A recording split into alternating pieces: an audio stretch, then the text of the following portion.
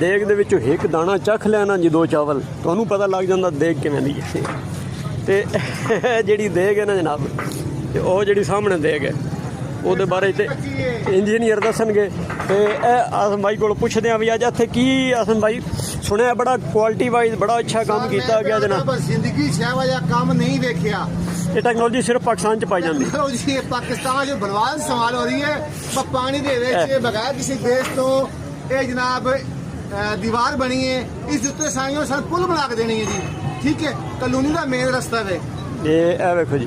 ਠੀਕ ਹੈ ਜੀ, ਇਹ ਨੂਰੀਅਤ ਕਲੋਨੀ ਅਲਹਮਦੁਲਿਲਾ ਬੜਾ ਸੋਹਣਾ ਮਾਇਆਰੀ ਕੰਮ ਹੋ ਰਿਹਾ ਜੀ। ਠੀਕ ਹੈ ਜਨਾਬ, ਇਹ ਬਹੁਤ ਮਿਆਰੀ ਕੰਮ ਹੋ ਰਿਹਾ ਜਨਾਬ।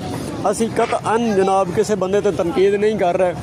ਔਰ ਇਹ ਭਾਈ ਹੋਰਾਂ ਦਾ ਇਤਰਾਜ਼ ਇਹ ਹੈ, ਅਸੀਂ ਤੁਹਾਨੂੰ ਇਤਰਾਜ਼ ਨਹੀਂ ਕਰਦੇ ਕਿਉਂਕਿ ਅਸੀਂ ਨਹੀਂ ਜੀ ਇਤਰਾਜ਼ ਕਰਦੇ। ਕੋਈ ਇਤਰਾਜ਼ ਨਹੀਂ ਨਾ ਜੀ। ਠੀਕ ਹੈ ਨਾ, ਕੋਈ ਇਤਰਾਜ਼ ਨਹੀਂ ਬਈ। ਇਹ ਥੱਲੇ ਇੱਟਾਂ ਜੋੜ ਕੇ ਨਾ ਥੱਲੇ ਅਗਰ ਤੁਸੀਂ ਜਾਓ ਨਾ ਇਹ ਨਾਲ ਵੀਡੀਓ ਲਾ ਦੇਣੇ ਜਿਵੇਂ ਬਣਾਉਂਦੇ ਪਿਆਨ ਸ਼ੁਰੂ ਵਿੱਚ ਪਾਈ ਜਾਣ। ਠੀਕ ਹੈ ਜਨਾਬ, ਕੋਈ ਬੇਸਮੈਂਟ ਨਹੀਂ, ਕੋਈ ਕਿਸੇ ਕਿਸਮ ਦਾ ਮਸਲਾ ਨਹੀਂ ਜਨਾਬ। ਇਹ ਉੱਤੇ ਲੇਪਾ ਪੋਚੀ ਕੀਤੀ ਗਈ ਹੈ, ਇਹਦੇ ਉੱਤੇ ਜਨਾਬ ਕੁਝ ਰੱਖ ਕੇ ਇਹ ਮੇਨ ਜਿਹੜਾ ਰੋਡ ਹੈ ਦੀ ਪੁਲ ਬਣਾ ਦਿੱਤੀ ਜਾਏਗੀ। ਠੀਕ ਹੈ, ਤੇ ਇਤਰਾਜ਼ ਇਹ ਭਾਈ ਹੋਰਾਂ ਦਾ ਹੈ ਯਾਰ ਇੱਥੇ ਕੋਈ ਜਦੋਂ ਇਹ ਇਸਤੇਮਾਲ ਹੋਏਗੀ ਪਾਣੀ ਸ਼ਾਣੀ ਸੀਪਜ ਵਗੈਰਾ ਹੋਏਗਾ ਇਹ ਬਹਿ ਜਾਏਗੀ ਜਾਂ ਕੱਲ ਫਿਰ ਸਾਡੇ ਕੋਲ ਮਸਾਇਲ ਬਣਨਗੇ। ਅੱਗੇ ਕੋਈ ਪਤਾ ਨਹੀਂ ਕਿੰਨੇ ਸਾਲ ਲਾਇਆ ਕਿ ਇਹ ਪੁਲ ਬਣਾਈ ਸੀ ਇਸ ਨਾਲੇ ਦੇ ਉੱਤੇ। ਇਹ ਬਿਲਕੁਲ ਨਾਲ ਇਹ ਪਾਕਿਸਤਾਨ ਦੀ ਟੈਕਨੋਲੋਜੀ ਤੁਹਾਨੂੰ ਮਿਲਦੀ ਹੈ ਵੀ ਇਸ ਨਾਲੇ ਦੇ ਨਾਲ ਇਹ ਨਾਲਾ ਹੈ ਵੀ ਉਸ ਸਾਈਡ ਦਾ ਪਾਣੀ ਜਿਹੜਾ ਨਾ ਇਸ ਨਾਲੇ ਨਹੀਂ ਸੀ ਆ ਸਕਦਾ, ਇਸ ਅਸੀਂ ਇਹ ਨਵਾਂ ਨਾਲਾ ਨਾਲ ਬਣਾਇਆ। ਠੀਕ ਹੈ ਜਨਾਬ, ਅਗਲੀ ਹਕੂਮਤ ਆਏਗੀ ਜਾਂ ਅਗਲਾ ਕੋਈ ਪ੍ਰੋਜੈਕਟ ਆਏਗਾ ਤੇ ਜ਼ਾਹਿਰੀ ਗੱਲ ਕੁਝ ਨਾ ਕੁਝ ਕੋਈ ਬੰਦਾ ਲਗਾਏਗਾ ਤਾਂ ਖਾਏਗਾ ਨਾ ਜਨਾਬ। ਤੇ ਇਸ ਦੇ ਨਾਲ ਇੱਕ ਹੋਰ ਉੱਥੇ ਨਾਲਾ ਬਣਾਵਾਂਗੇ, ਫਿਰ ਉੱਥੇ ਬਣਾਵਾਂਗੇ ਇਨਸ਼ਾਅੱਲਾ। ਉੱਥੇ ਰੋਡ ਤੱਕ ਅਸੀਂ 5-7 ਨਾਲੇ ਬਣਾ ਕੇ ਨਾ ਅਗਲੇ 20-30 ਸਾਲ ਦੇ ਵਿੱਚ ਅਸੀਂ ਇਹਨੂੰ ਅੱਗੇ ਲਈ ਜਾਵਾਂਗੇ।